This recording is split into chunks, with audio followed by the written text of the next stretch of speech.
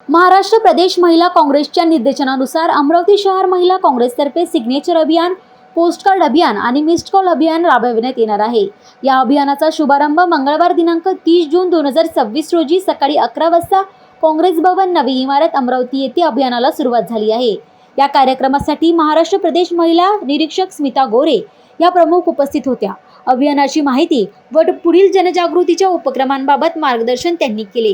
या पार्श्वभूमीवर शहर महिला काँग्रेसच्या अध्यक्ष जयश्री वानखडे, नगरसेवक अर्चना आताम तसेच मोठ्या संख्येने काँग्रेसच्या महिला कार्यकर्ता पदाधिकारी उपस्थित होते। महिला काँग्रेसच्या वतीने राबविण्यात येणाऱ्या या अभियानाच्या माध्यमातून नागरिकांपर्यंत संघटनेचा संदेश पोहोचविण्यासोबतच विविध जनहितांच्या मुद्द्यांवर व्यापक जनसहभाग वाढविण्याचा प्रयत्न करण्यात येणार व महिला आरक्षण मिळालेच पाहिजे ही काँग्रेसची भूमिका असल्याची माहिती आयोजकांनी दिली आहे। नारी शक्ती वंदन अधिनियम हा जो एक कायदा आहे 2023 मध्येच सँक्शन झालेला होता। तेव्हाच राहुलजींचं म्हणणं असं होतं की आरक्षण कायदा जो आहे तो इमिजिएट लागू करायला पाहिजे, पण सरकारने ॲज युज्युअल काहीतरी एक मार्ग काढून त्यातून पळ काढला आणि आपलं आरक्षण लागू करण्यापासून आपल्याला सर्वांना वंचित ठेवलं।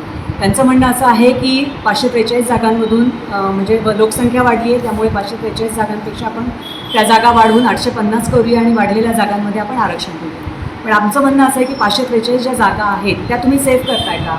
543 जागांमध्ये तुम्हाला आरक्षण द्यायला प्रॉब्लेम काय आहे? 850 जागा जेव्हा होतील त्याच्यानंतर पुन्हा जे काही आरक्षण त्या पद्धतीने त्या प्रमाणात वाढवायला पाहिजे ते आपण वाढवू, पण आता ते तसं करत नाही आहेत। आमचा मुद्दा हाच आहे की आत्ताच आरक्षण लागू करायला पाहिजे। ते 2031ला सेन्सस झाल्यानंतर पुन्हा लागू करणार, तोपर्यंत महिलांनी नुसतं आरक्षण बिल पास झाले या याच्यावरतीच राहायचं का?